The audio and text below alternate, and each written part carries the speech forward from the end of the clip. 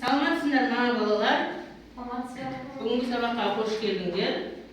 Сонымен түзу сияқтымыз, оқушылар. Өткен сабақта не өтілді? Өтілген тапсырма бойынша біз бүгін қазір сәл еске түсіріп, үй тапсырмасын қайталап алайық. Мен екі неге бөліп отыр екенбіз. Осындай тапсырма берем. Мына жерде формула бар, ғалымның есімі бар, сол бойынша сәйкестеп шығамыз. Неге? Осыны топпен жұмыс жасай қойыңдар. Мысалы, мына жерде сендерге кедергі бердім, сендерге кернеу берейін. Суретімен, қандай құрал, кернеуді қандай құралмен өлшейміз, сол бойынша жұмыс жасап, сәйкестеп шыға қойыңдар. Кітаптарын бүйтіп алып алыңдар. Мирас жақында отырып көмектес. Кітаптарын шамалы жылжытып, алдарында ашып қойыңдар. Анықтамасы бар, өлшем бірлігі бар, формуласы бар, және құрал жабдық ғалым бар. Соны сәйкестеп қойып шығамыз.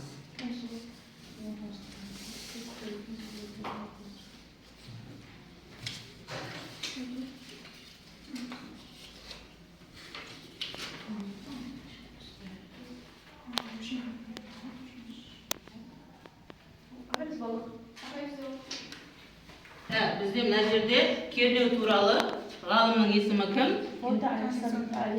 Анықтамасы қандай? Тізбектің берілген бөлігінде заряд орын ауыстырғанда электр өрісінің атқарған жұмысының осы қатынасы. Яғни оның формуласы міне тұр, дұрыс. Мына өлшем бірлігі, өлшем бірлігі және құрал қандай? Вольтметр. Жарайсыңдар. Қане, сендерде кедергі туралы. Кедергіге қай ғалымды қойдық? Йорк Симон Ом. Дұрыс. Анықтамасы қандай? Физикалық шама. Дұрыс. Формуласы ай, және мынау меншікті кедергіге байланысты формуласы дұрыс. Өлшем бірлігі Ом. Дұрыс. Не? Резистор, өлшейтін құрал. Дұрыс, жарайсыңдар. Яғни біз бұрынғы өтілген тақырып бойынша барлығын біледі екенбіз. Ондай болатын болса,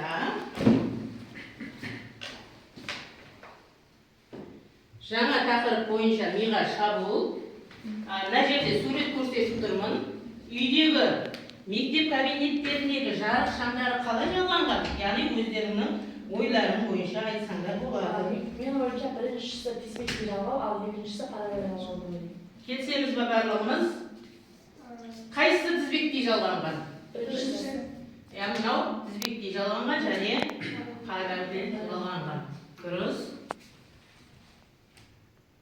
Енді бүгінгі тақырыпқа келетін болсақ, бүгін номері 6-шы зертханалық жұмыс өткізгіштерді параллель жалғауды зерделеу. Дәптерімізге тесте жазып қояйық. Өткізгіштерді параллель жалғауды зерделеу. Бақылады, дәптерімізге жазып алайық. Бұлай қойып қояйық.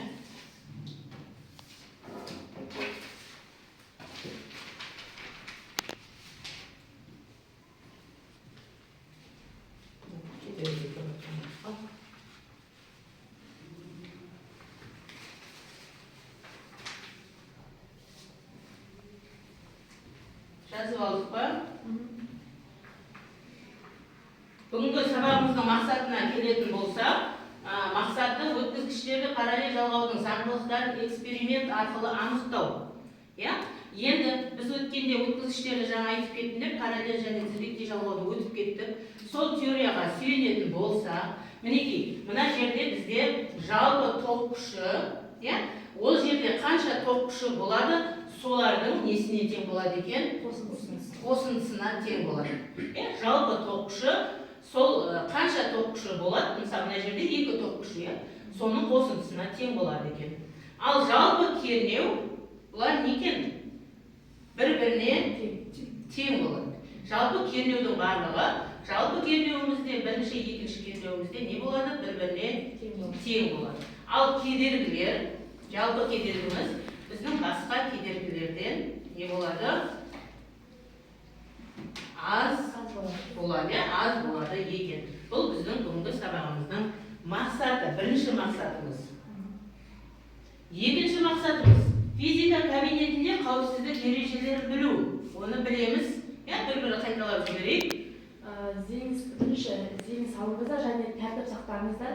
Мұғалімнің берген нұсқауын бөлтіріксіз дәл орындаңыздар. Екінші, Бақуали. Екінші қандай? Мұғалімнің жұмысын тапсырманы орындауға кіріспеңіздер. Яғни біз рұқсат алмай тұрып бірден кіріспеу қажет. Және Динас. Үшіншісі құрал саймандарда приборлардан жұмыс істейтін орнына құлап кетпейтіндей етіп мұқият орналастырыңыздар. Мұқият орналастыруымыз қажет. Және Мирас. Дұрыс жұмыс орындау ол жұмыстың маңызының және орындалу ретінде құпиялы зерттеу алыңыздар. Мұқият зерттеп аламыз. Ақбота. Шыныдан жасалған приборлармен жұмыс істегенде термометрді пробиркадан шығармаңыздар. Пробиркадан шығармаймыз. Яғни бүгінгі біздің тақырыбымызда бұл шынымен жұмыс жасамаймыз. Біз немен жасаймыз? Қазір келесіне қосайын. Бізде бүгінгі сабақтар болатын құрал жабдықтар. Қандай құрал жабдықтар? Резистор топ көрсетіңіздер. Яғни біз бүгінгі сабағымызда осы құралдармен жұмыстанатын боламыз. Таныс қой құралдар. Дұрыс. Енді мына жерде екі топ болып, біреуіміз көрсетіліп тұр, клеткалармен жұмыс істейміз, яғни виртуалды зертханамен жұмыс жасаймыз. Екінші бір тобымыз немен құралдарды дайындап қойдым. Осы бойынша жұмыс жасаймыз. Гаухар, осымен жасаған келіп тұр, Осыма Гаухар келеді. Кім? Бақуадин барамыз, және кім барады? Неге ма? Құралға ма? Бірінші топ осы мені істеп электрондығына, екінші топ зертхана жұмыс істейтін болады. Сөйт болады, уақытта алмай, бірден кейін виртуалдықтан кейін анаған бармай-ақ, сөйтіп бөлініп алып жұмыс жасасақ болады. Мен виртуал зертханаға нелер қосып қойдым, қай топ жасайды, осыны алып жұмыс жасасаңдар болады. Бір оқушыға жетпей ма, мынаған десеңдер болады біреуің. Кім сен мынаумен істейсің ба? Мирас. Енді бұған мен тапсырма беремін қазір. Мына жерде тапсырма бар. Оны қағазбен де қалдарыңа беріп қоямын. Бірінші не істейміз? Вольтметрлерді, яғни өткізгіштерді тізбектеп, нені өлшеп аламыз? U1-мен U2-ні өлшеп аламыз, бірінші қадам бойынша. Екінші қадамда уже бізде не қосылды? Амперметр қосылды, яғни ток күшін алып аламыз. Қазір мынадан да қарап жаймен асықпай істей бересіңдер. Одан кейін ток күшін есептейміз. Үшінші қадам. Төртінші қадамда кедергілерді есептейміз. Бірді, екіні және жалпы кедергіні есептейміз. Бесінші қадам сол кедергіні салыстырамыз. Яғни жалпы кедергіні есептеп, бағанағы мына шыққан кедергімен екеуінің тең екендігін дәлелдейсіңдер. Мына кестені кітаптарында бар. Нешінші бетте? 224 бетте кестесін кітаптеріңе сызып қойыңдар.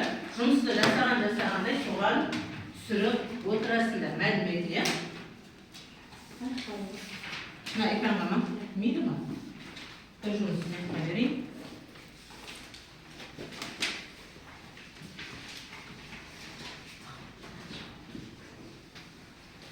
Нехқа келеді.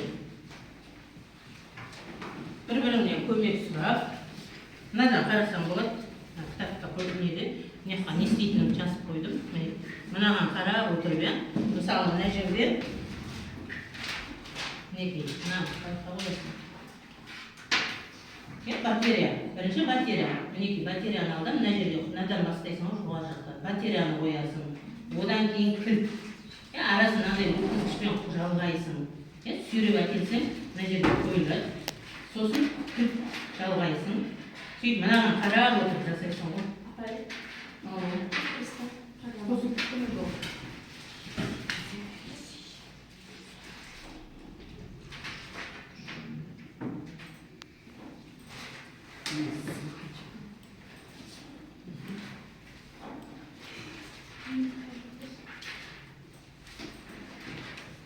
Nan, nan şımalayır ağında. Nan ötküzgüç çalgıysın ya. Ne yaparsın? Şöyle bakar. Ne yapar poslat. Nan şimdi iteresin olsun ya. Bu yanında koy. Ayrı bakar. Ne yaparsın? Sıra. Nan şimdi şey yaptı. Kesin. Sundum o ya. Sol boyunca da. Yasakta koyuyorsunuz.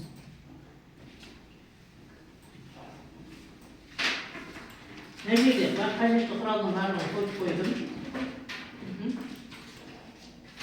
Sol boyunca alıp neydi sözsüz var, nan refleksiler var. Yanına alıp taraf. Nerede? Ahmet'te dururken. Nadan alganda, nadan alsam da olur. Nadan.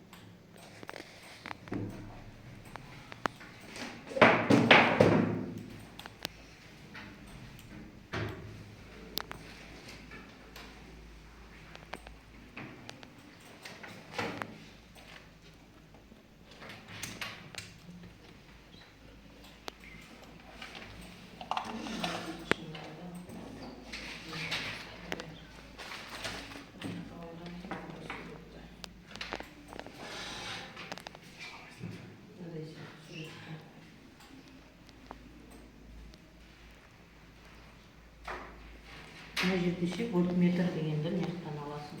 Міне тұр ғой вольтметр. Қазір мына жерге барамыз. Сосын мынаның бәрі өткізгіш қой. Мынадай қоса берсе жалпы. Сондай емес.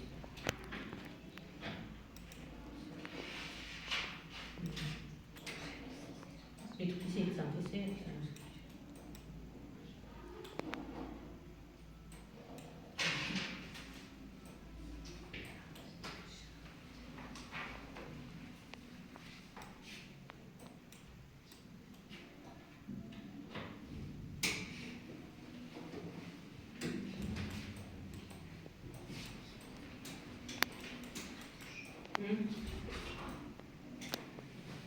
Bunlar yeni yapıyorsun, hani 3 metre.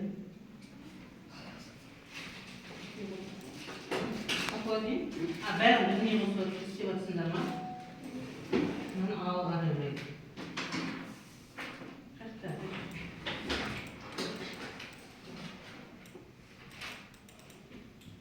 Bu masa sürücü bürüğün başka bir dünyana var. Tabii nereden ki bizi. Nereden ki ampermetre durmuş, ampermetre neyden? Evet, ampermetre. Ne oluyor bilirsin mi? Ampermetre, ne sürekli karar neydi? Ampermetre ne? Ampermetreden ikincisine geldik. Nereden çıkıp? Ne? İkincisine geldik. Ta bir önce alınacak. Onu жаңағыдай неге басына қыстырасың абай. Так, одан шығып 3-ші амперметрге келеді ғой.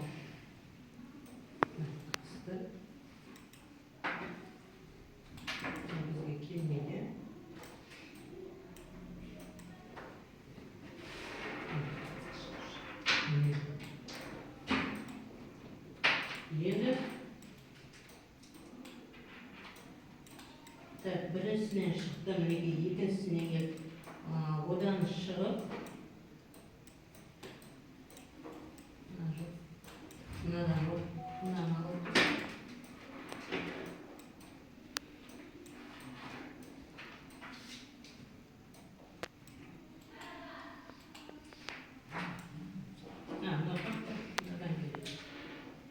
мынаны бүйтіп ыстырсам болады ма?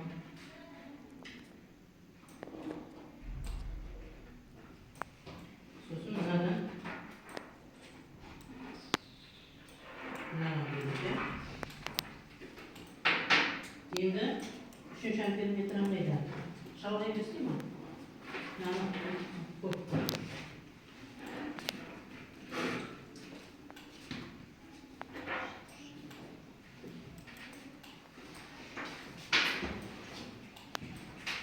Бәрі бір ұшынан келетін ғой. Шыны бір несінен.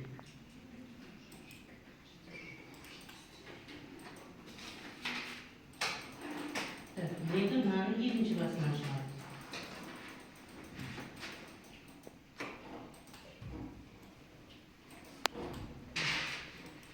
Қалған көмектесек баға дейді. Кел. Отырып не қылатын болсаң, не қарасың, мынадан шығып шамға келеді. Шамың қайда? Міне шамың. Сен шамды бірден қосып жібердің ба? Шамды қоспаса езір. Шамыңа келеді. Соны алып.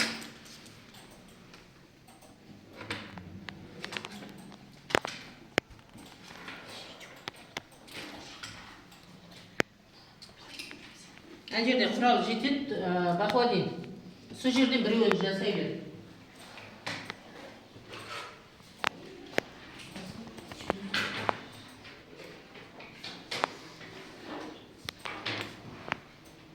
Не қылмаса мына жерде батарея бар.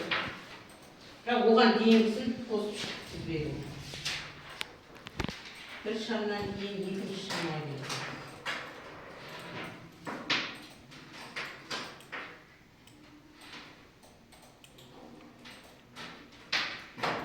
Екеуі жауап қойдым.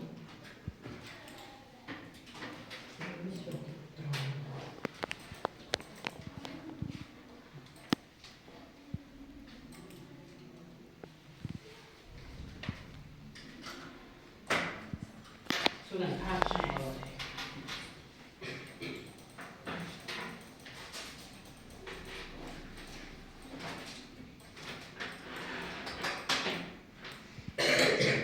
Метром, душалғы метр ма?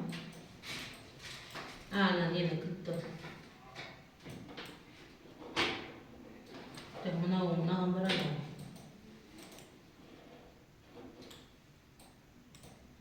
Мәні өзгермейді ма? Бір жеріңде. Болып тұр ғой.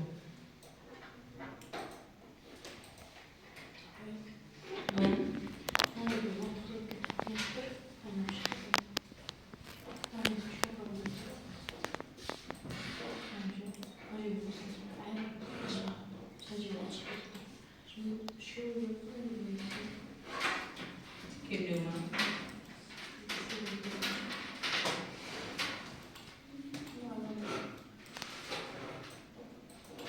İyi bir şey yapalım.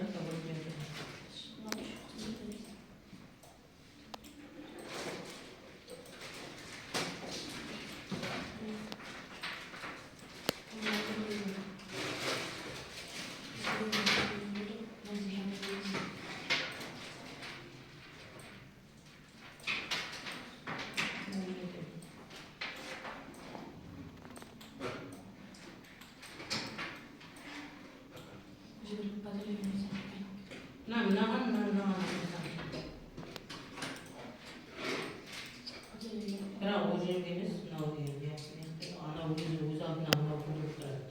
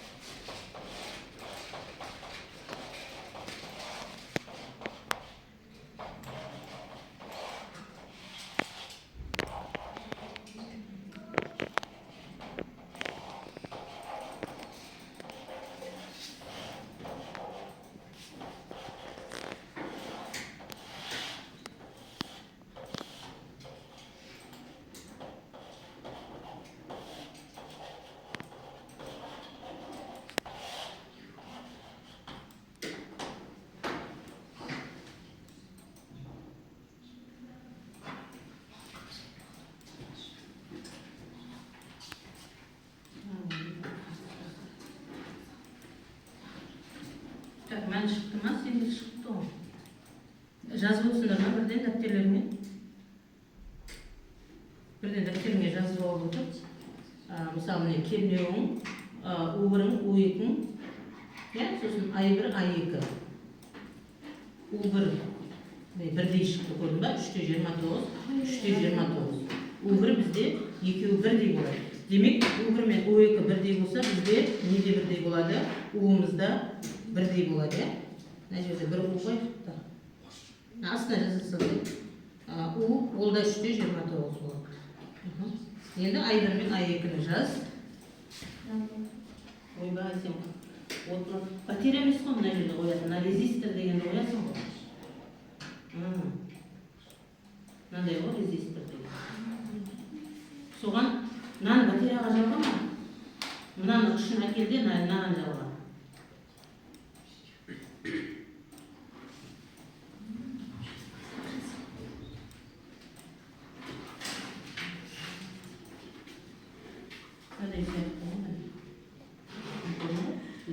Мына ұшын апарып соған.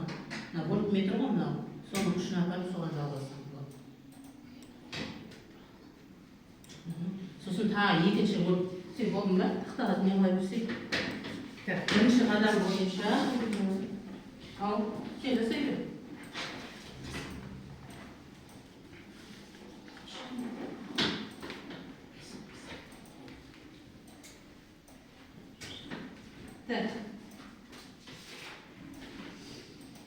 Біз кестеге жаза ғой.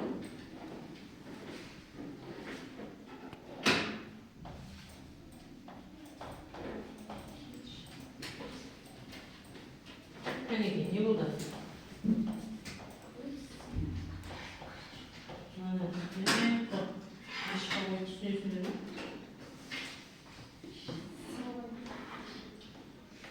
Мынау бір амперметр, мынаны алып тастайсың. Екеуі алғанда ма? I1 мен I2 ғой. Енді шамға келдің, шамнан шығып, мына шамға барды ғой. Мына шамнан не қосылады ғой?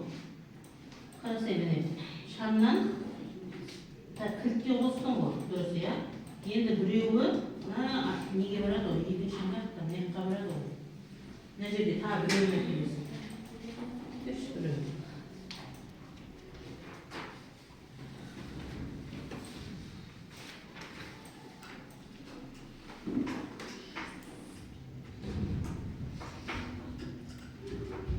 Анадан екеуіне.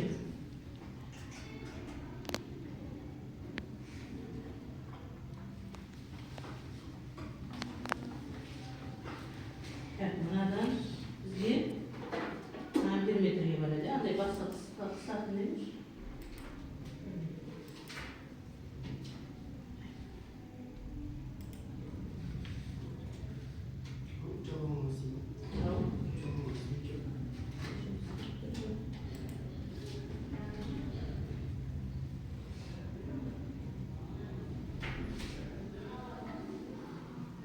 Mınadan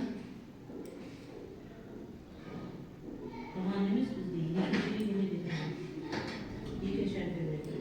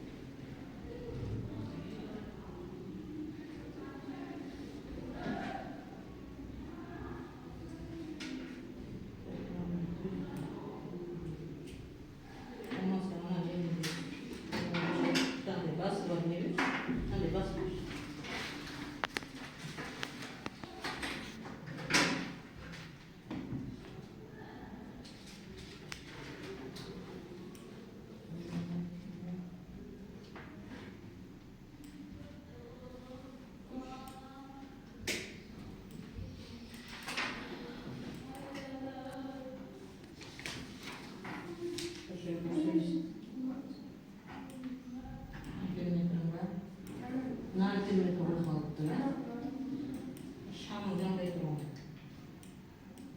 Мына периметрде.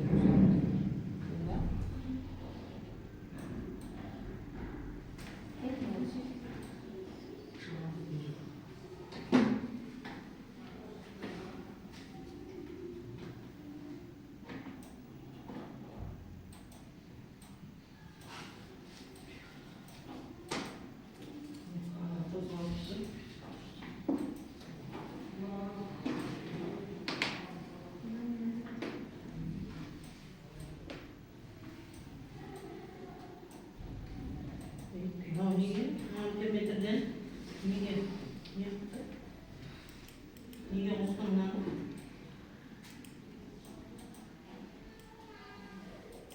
Біріншісінен міне келіп тұр ғой мына жақтан. Одан келді. Енді мынауың екіншіге бармай ма?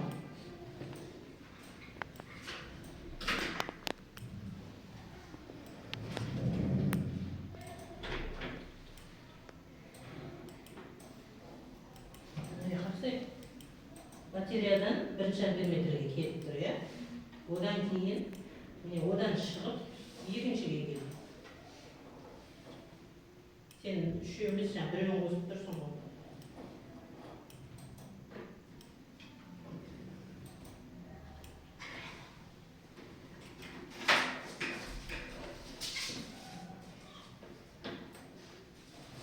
Ой, О.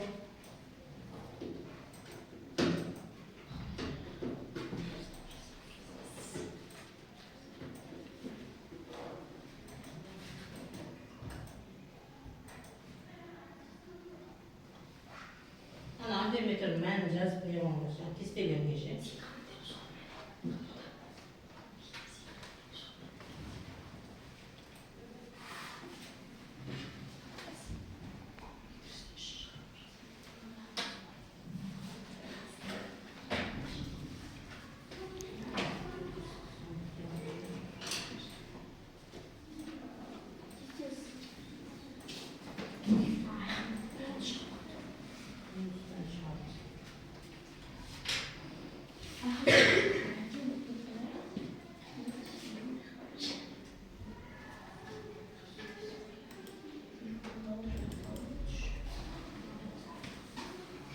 Ана жерде айлардың шыққан мәнін кім шығармадың ба? Қайсысын шығарады? Яғни сен айыптар болу керек, иә? Мына жерде мынау периметрдің мәні шығып тұр, ше. Мынау дұрыс барып тұр ма? Иә. Жоқ, оған қоймайсың, мынаны мына жерде.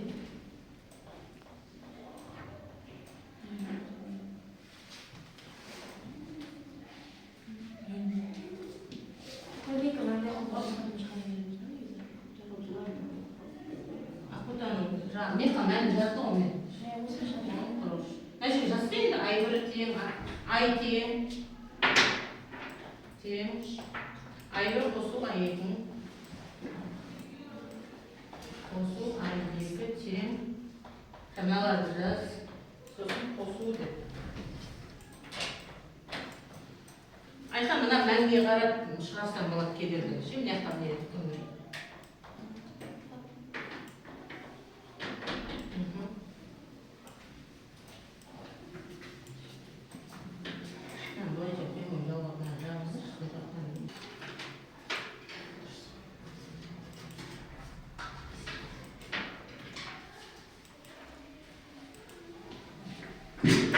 Соны не? Енді бізде уды жаза сал. Жаңа айттым ғой, біріне біреуі екеуімен бізде бағана көрсеттік қой. У жалпымыз тең болады. Енді не ол? Бәрді жазып болады.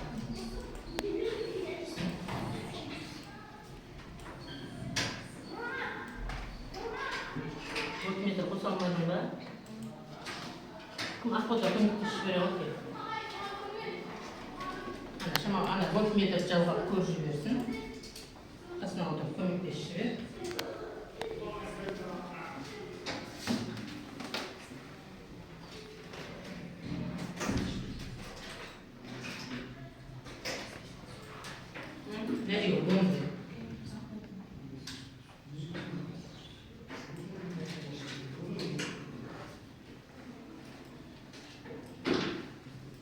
кестені сызып ана тақтадағы жаза бер.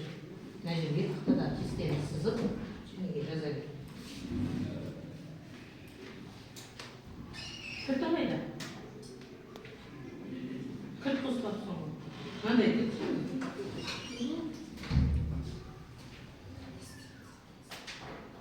Бұл аяқтай бересің. Кіртін қос. Сөйтіп аяқтай бер.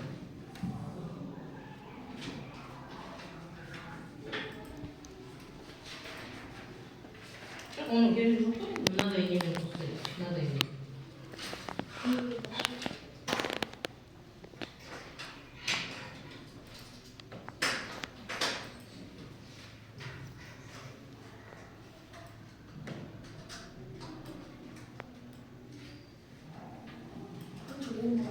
On болады.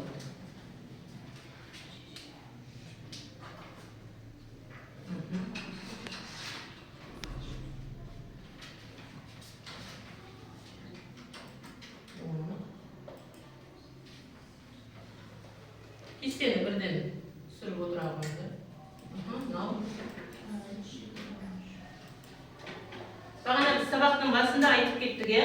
Кедергінің, жалпы кедергіні табу үшін ол не болады дедік?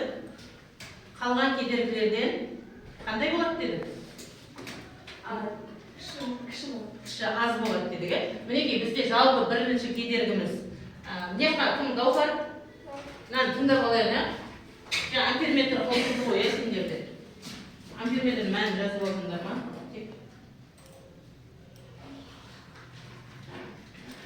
Ана, нені үлгірім мағаласына жазып алдыңдар. Мінекей, мына жерде кедергіміз 10 болып, әрегіміз 3 болды, иә? Енді жалпы кедергіміз 2,3. Яғни бұл мына кедергілерден аз екенін дәлелденді. Енді бізге тағы бір қадам қалды ғой. Мына R-ді тауып, мына екеуінің 2,3 шыққанын дәлелдеу керек. Кім шығады? Мына жерде. Жазасың ба? Келу. 2,3 шығу керек қос енді. R тең, сөзге жаза бер. Тақтадағы тесте жазып алауын.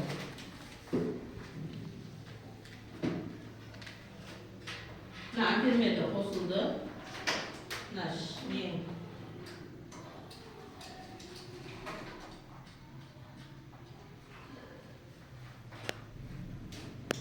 Мынауың не қылмай тұр ғой? Анау ғой.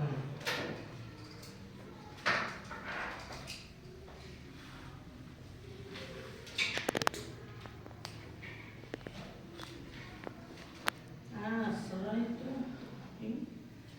Неше деді? Burada. Neyse.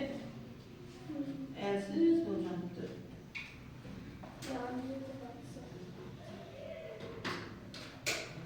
Mira.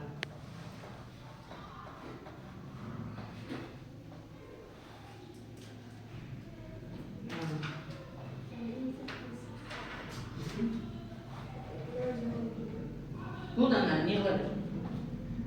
Bu oturabilir. Ne var? Ana niye жазбақ кестені түсіріп жаздың қоя есептелуінде жаздық. 10-ға 3-ті көбейттің, астында 10-ға қостың. Неше шығады? Айтып бере қойыңдар. Есептей жүрсің.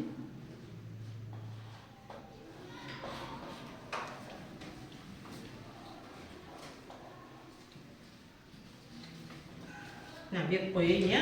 Бұл өзін-өзі бағалау. Нелеріне, соткаларына тест жіберіп қойдым. Сол бойынша тестесі ашып, содағы 5 қана сұрақ бар, қорытынды сұрақ, яғни бүгінгі тапсырма бойынша соған жауап беріңдер. Сол бойынша жалпы бүгінгі жасаған жұмыстарым бойынша 15. Мінекей дәлелденді, 2,3 шықты дәлелденді. Отырамын. Жаңа тапсырманы тез-тез орындай қойыңдар.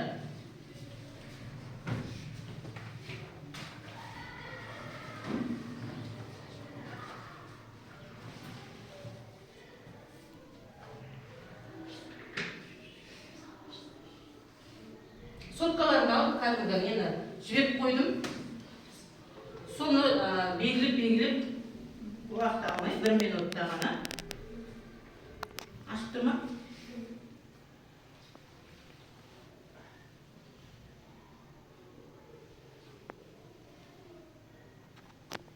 Сосын жаңағы жалпы бүгінгі жұмыс бойынша мына жерде өз-өздеріңді бағалайсыңдар, иә? Ашты ма? Не ғой? Орталықта тапсырма бар. Маяқтап, осайын. Бұлайша ашып қойайын.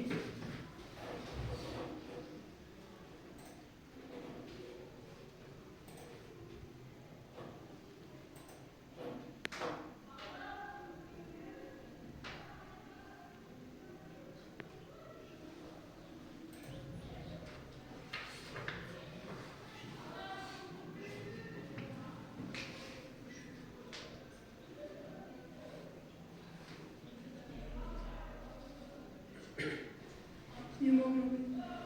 Балың шықты ғой, иә?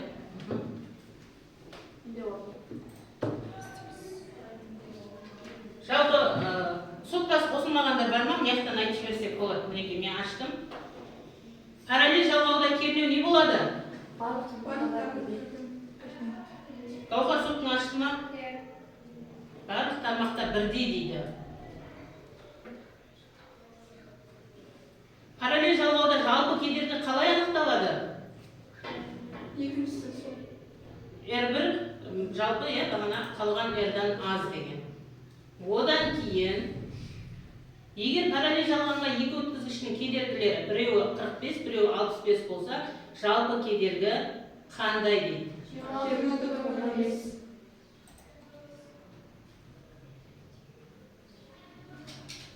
Параллель жалғауда жалпы тоқшы бағана сабақтың басында айтты, барлық ненің қосындысына тең. Мирас, өзің белгілеп жатсың ба? Егер параллель жалғауда кернеу 12 вольт, кедергі 3 Ом және 68 болса, R1-дегі тоқшы қандай? 4 дейді. Бұл бүгінгі сабақты бекіту мақсатында. Сонымен балалар, біз бүгінгі сабақта нені білдік? Жалпы өткізгіштерді параллель жалғауды зерделедік.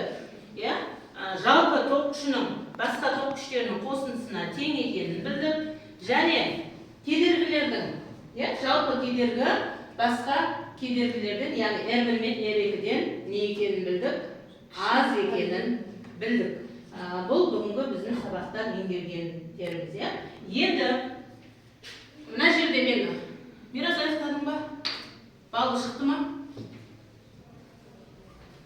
Өз-өздеріңді мінекей бағалап кетіңдер. 10 балдық шкала бойынша білім класс, яғни мына жерде тұр, білім класс әдісі бойынша мынаны жылжытсаңдар өздеріңді бағалайсыңдар. Біреуін басасың ғой. Жаттақ не қылма? Дұрыс болды. Соны болғаннан кейін, өз-өзіңді бағалайсың. Енді кері байланыс ретінде мен мына жерге мінекей алтауыма іліп қойдым. Соған, мынау не ол бізде? Батарея, яғни бұл батарея әдісі деп аталады, кері байланыс. Мияқта мінекей зарядкілер бар. Енді өздерің 100% толық түсіндім, ары қарай өзім есептей алам, жұмыс істей алам десеңдер, мысалы, мынау, Одан кейін 70-80% түсіндім деген сияқты өздеріңнің зарядкілеріңді жабыстырып кетесіңдер. Мінекей. Мына жерге қойайын.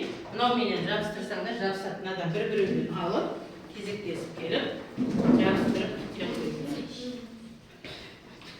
Келе бер. Ана беттің не қылып жүресің?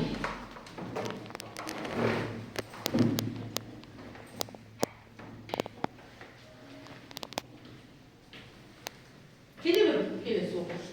Уақыт не қылмаймыз. Ана нені тоқты ұшып істемейміз.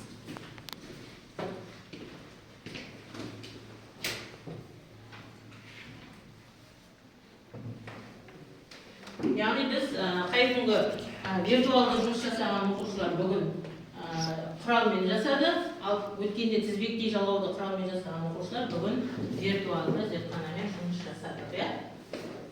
Тапсыра бер, кел.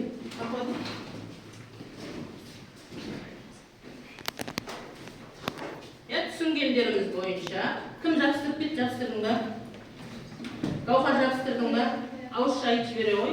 Қайсына жабыстырдың? Тұр бері шал. Мен толық жабыстырдым, себебі сабақты бүгін жақсы түсіндім. Сіз түсіндіре алдыңыз. Рахмет. Яғни ары қарай жұмыс жасай аласың, иә? Тағы кім? Айхан. Мен 100% толық түсіндім. Жақсы осы сабақты мен жақсы меңгере алдым. Мирас. Мен де 100% Яғни келесіде өзім жұмыс жасай аламын дейсің ғой. Иә? Солай ма? Дұрыс. Енді мына жерде үйге тапсырма бүгін. Жалпы тақырыпты өткізіштерді параллель және тізбектей жалғау тақырыбын оқимыз. Иә?